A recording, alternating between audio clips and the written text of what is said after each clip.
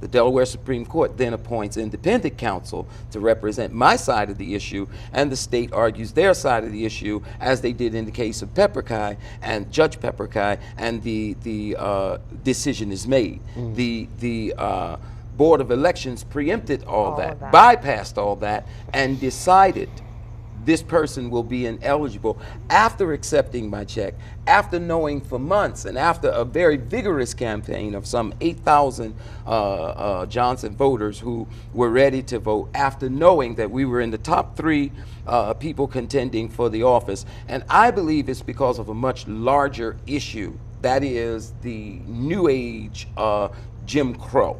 That is the prison industrial complex, the systemic problems associated with the justice system. And what this lady did is just as dangerous as George Wallace, former governor, standing in the door of that university and saying no black person shall enter here. What she has said is, in our opinion, these types of crimes, there is no redemption, and a pardon is not worth the paper that it's written on. And so we must fight this fight. So tomorrow at 12 noon, young people by the hundreds will join us down at the governor's office, 820 North French Street, where we will announce what my next move will be, and what our position is with respect to the opinion that has been rendered. But a lot of people are affected by this, and this doesn't just affect political office. I mean, Tom Gordon, former county executive, had planned to run again.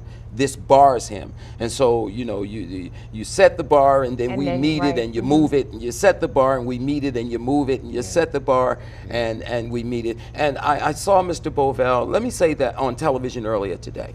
And let me say that I believe that everybody that's running has a right to run, and everybody loves Wilmington and has a reason to run. And so I don't like it when others suggest over the airwaves that they somehow are the perfect candidate. I think the people of Wilmington knew, and Attorney Theo Gregory aptly stated in the paper, Johnson could win. They knew I could win. But I think what is feared more is what would he do when he won. For instance, I'm not going to sit up here and blanketly say I have all these new jobs for people and I'm going to create new jobs, because I've studied enough to know that government does not create new jobs, private industry does, which is why government has to be careful in the way that it taxes the rich, and we can't just do it in a blanket way, because we got to create a way to create the synergy that creates jobs. This is President Obama's challenge. And so when you see an individual who has the intellectual capacity, the cerebral energy,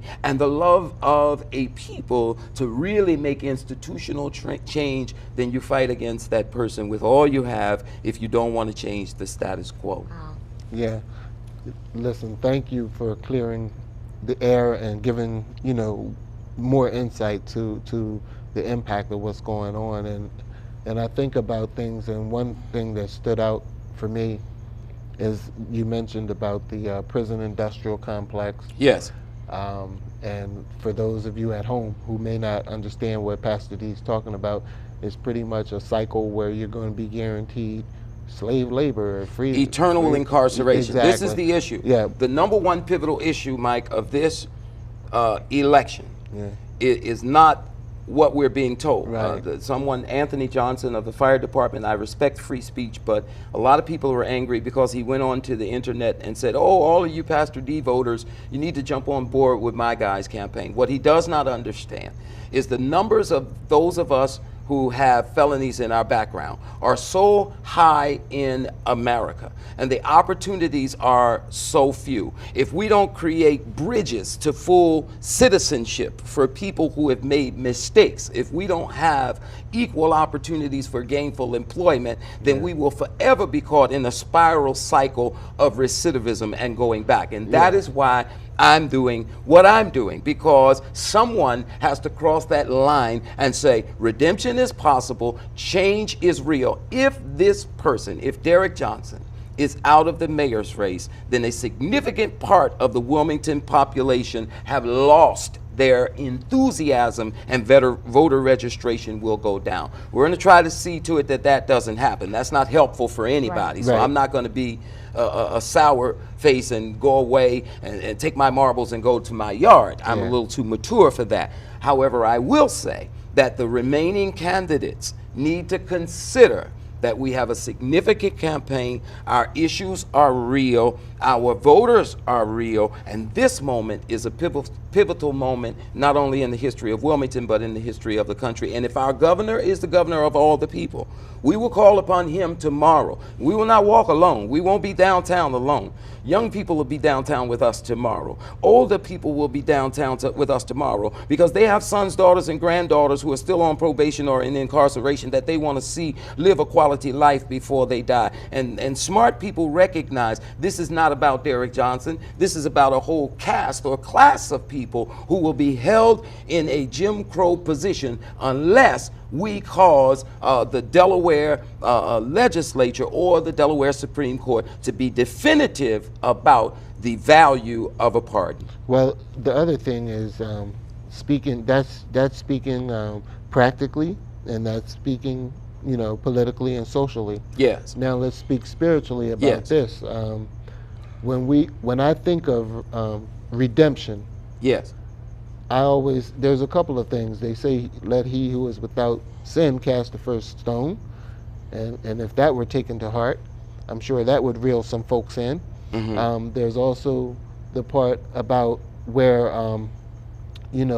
Saul or Paul, how he was redeemed when he was the one who used to murder and torment Christians, but God chose to use him. And that's the ultimate redemption right there, and just when I think about who is truly running things, it's like, by what spirit are you motivated?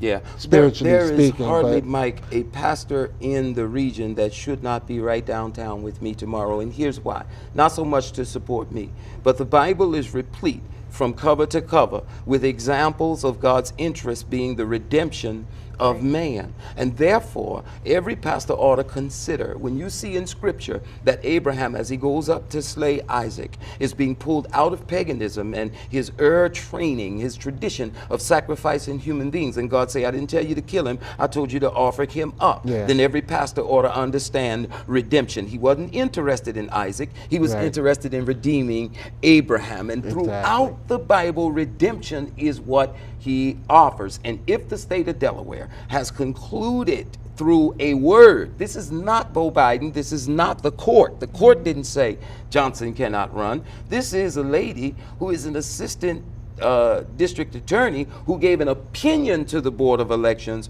who I believe made a